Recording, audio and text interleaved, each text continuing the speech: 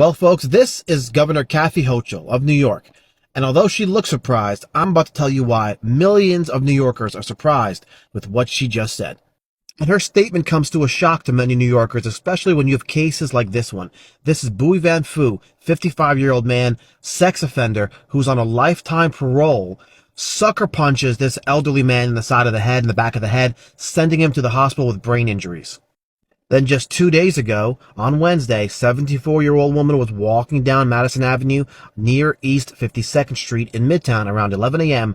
when an unidentified woman wearing a white sweatshirt violently punched her in a completely unprovoked attack. She is still at large. And folks, this is just a few of some of the stories that I already talk about on my podcast in full detail, but check it out when you get a moment, cjbronsonshow.com for those links. But yes, these continue to happen in the city. So what does the governor say?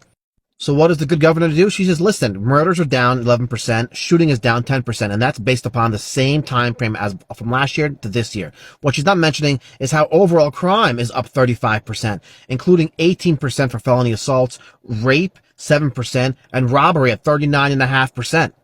So on top of the crime, New York City residents are also paying the highest combined state and local personal income tax rate in the entire nation.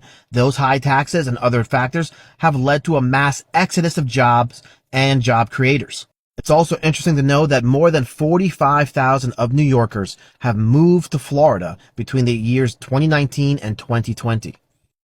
Which brings us to here. Millions of New Yorkers are upset because she's telling 5.4 million of them to peace out, to just leave. Listen to this.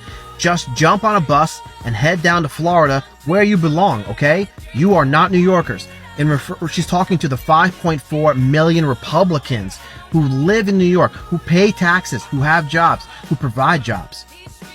So instead of reassuring the people that crime is going to go down, don't worry, we're working on the judicial system, we're working on stricter laws, we're working on inflation, we're working on reducing taxes, yada, yada, yada. Instead of saying that, you're telling them if you don't like it to leave. I don't understand that logic, especially when you have the highest taxes in the nation. On top of that, you have a $220 billion budget. If you tell 5.4 million people, taxpayers, to leave, how are you going to afford that budget unless you raise your taxes further? So I'm going to be keeping an eye on this. Let me know what you think, guys. Do you live in New York? Do you plan to move to New York? Do you plan to move out of New York?